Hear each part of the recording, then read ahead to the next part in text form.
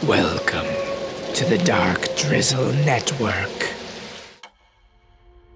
सोचो, अंधेरी रात में एक लाल बालों से घिरी, खून से टपकती, उड़ती हुई खोपड़ी आपके ऊपर से सीटी मारकर निकल जाए। यह है मलेशिया की खौफनाक पेनांगालन, एक पिशाच जो सिर्फ सिर और आंतियों के साथ हवा में शिकार करती है। पिछले हफ्ते मैं पेनांग के गहरे मैनग्रूव गांव बुकिट जेरेजक में चैरिटी मेडिकल कैंप चलाने गया था।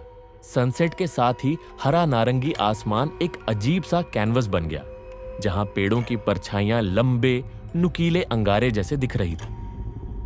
गांव की बूढ़ी दाई मां ने कहा, डॉक्टर, अंधेरा होने से पहले पाइनएप्पल के कांटे और दूरी पत्ते खिड़कियों पर लटका देना। मैंने हंसकर टाल दिया, पर उसकी आंखों का डर मेरी हड्डी तक चुभा। उस रात 2 बजे पेट्रोल जनरेटर बंद होते ही डिस्पेंसरी में अंधेरा मोती की तरह चिपक गया और खामोशी इतनी गहरी थी कि अपनी धड़कन ड्रम्स जैसी लग रही थी।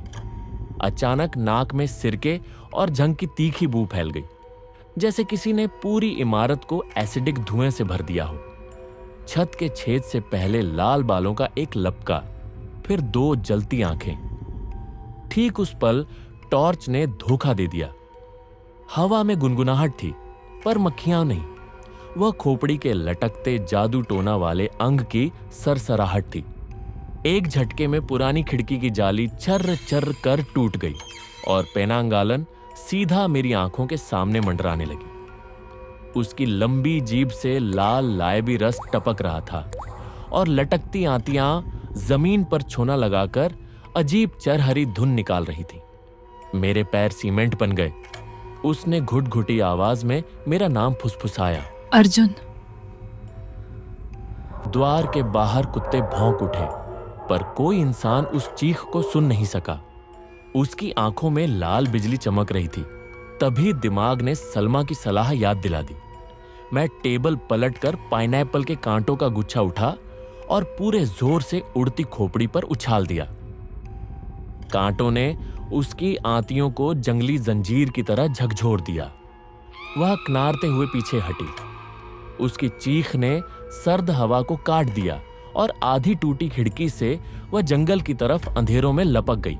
सुबह खिड़की के बाहर एक शीशे का सिरके का बर्तन, जो पेनांगालन अपनी लटकती देह को प्रिजर्व करने को इस्तेमाल करती है, टूटकर बिखर गया था।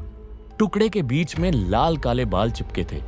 डिस्पेंसरी की दीवारों पर अब भी वह तीखी बू चिपकी थी और छत पर सूखी खून की एक धार काली परछाई बन गई। गांव वालों ने नए कांटे बांध दिए, पर उनकी आंखों का सन्नाटा कह रहा था कि रात फिर लौटेगी।